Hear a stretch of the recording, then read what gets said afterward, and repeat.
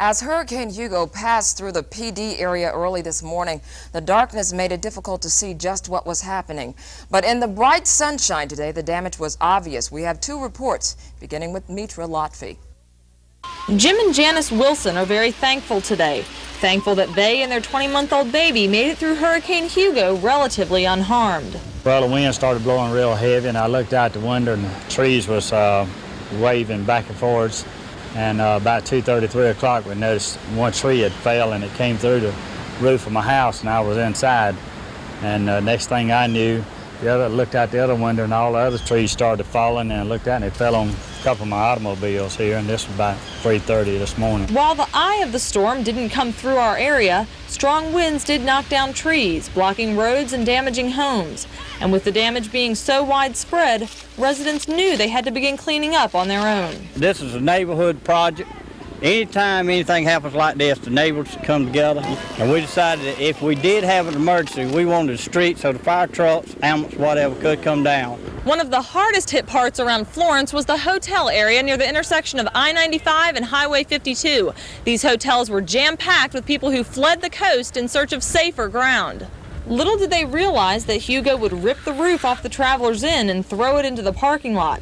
Many cars were damaged, but no people were seriously injured. A lot of noise, a lot of wind, the trees were bending, pretty bad, sounded like freight trains were hitting us.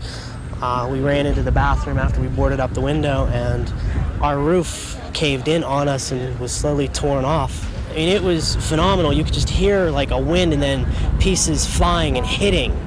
You couldn't see anything if you looked out the window because it was dark, but you could hear things, and you weren't sure what or where it was going, whether it was a car or a roof or whatever. For now, many people are still in a state of shock, waiting for the electricity to come on and gearing up for the long process of rebuilding. In Florence, Mitra Lotfi, Wpde Action News. This is Mindy Citron. While many Florence residents were dodging debris by car, other modes of transportation were just as tricky. For instance, railroad service, which was halted while workmen tried to pick up trees along the tracks. One worker said there were many miles to go before their job is done. We've did about 7 miles already, and we got right at 45, 50 more miles to do. Another difficult way to go right now could be air travel. The Florence airport suffered extensive wind and water damage, although air traffic is still moving. Right at this time, our 20 miles an hour would gust to 35. So it's up to the pilots to land, but the runway's clear, the taxiway's clear, the control tower, and the TRACON radar facility are all operating. Guerin said that 39 cars and 4 airplanes were damaged by the storm. In Florence, this is Mindy Citron, Wpde Action News. Hugo's rage has left thousands of residents without water, telephone service, and electricity. As Tara Reedus Brantley reports, it could take days before power is fully restored. Bobby Moore, his wife, and little boy are among scores of people paralyzed after Hugo's fury. Now that y'all don't have any water or electricity or phone service, what are you going to do? Stick it out. I can't go anywhere else. I don't have anywhere to live except here. You don't have any water or anything at all? I got 3 gallons, I saved. I thought about it, I figured I probably need it. Immediately after the storm let up, crews began efforts to restore power. Well, there's a bunch of us out here working, doing the best we can. During this crisis, officials caution everyone to conserve water and gasoline, and by all means take every measure to avoid fallen power lines. Utility officials say they can't guarantee when services will resume. They're asking people to be patient.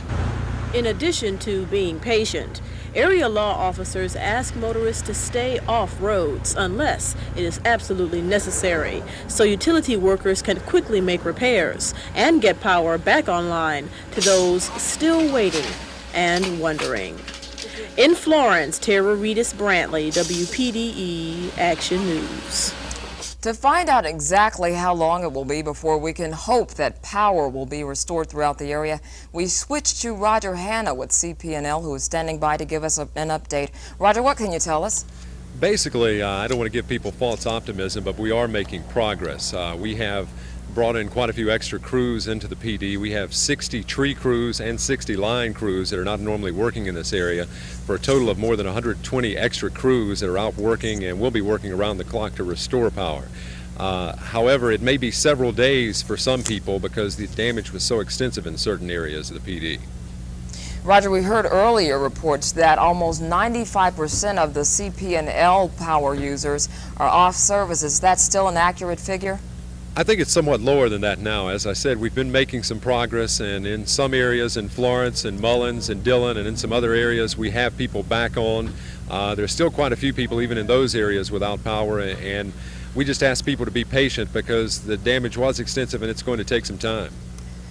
Mr. Henner, what is the community looking at in terms of costs for restoring power outages, and do we expect that we'll receive government assistance? Obviously, there are going to be costs associated with that. It's too early to really predict how much it will cost to do that, and as far as government assistance, that's something I really couldn't speak to. That's something that would have to come from some sort of government official, I suppose. Again, one more time, tell us when you all expect that we might be able to get the power back up. Hopefully we will have most people in our PD service area back up within the next couple of days, but in some areas it may be as much as several days longer than that, and even as long as a week.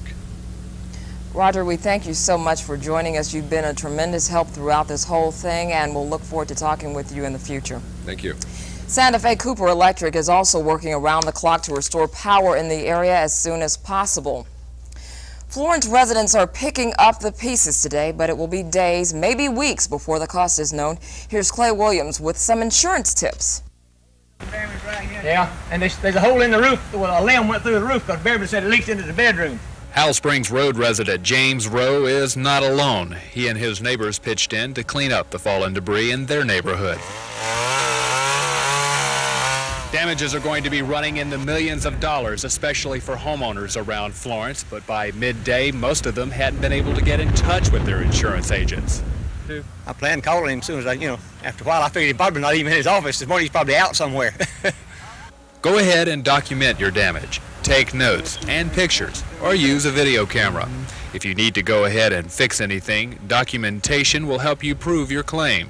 Some insurance companies are opening disaster centers to handle the large number of expected claims. In Florence County, Clay Williams, Wpde, Action News. And now I believe we'll toss to weather, where Tom will have some information about what's going on today. Todd, it's going to be somebody, right? It's been a long couple of days, hasn't it, Lily? It sure has, Tom. Would you look at what happened to my farm? I saw what happened to your farm. It's a little destruction out there. It got messed. Look at my dish. Look at this. Can you believe that? It ain't supposed to do that.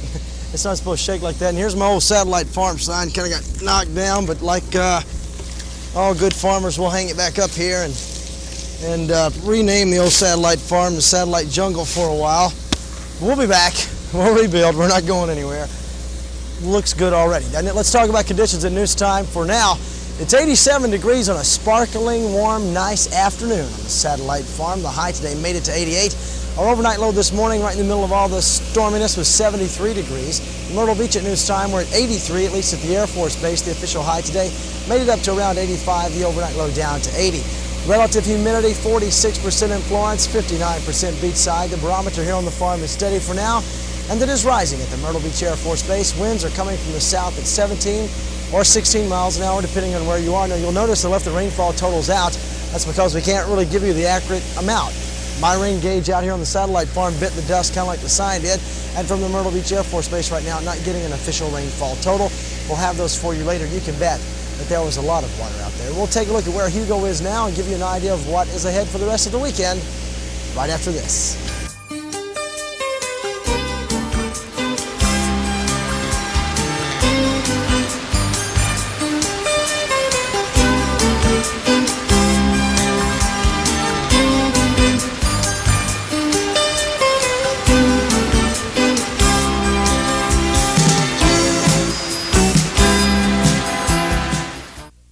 Ready for some Pontiac excitement? Come on, go for it. Grand Am Grand Prix. For this year's best values, it's excitement.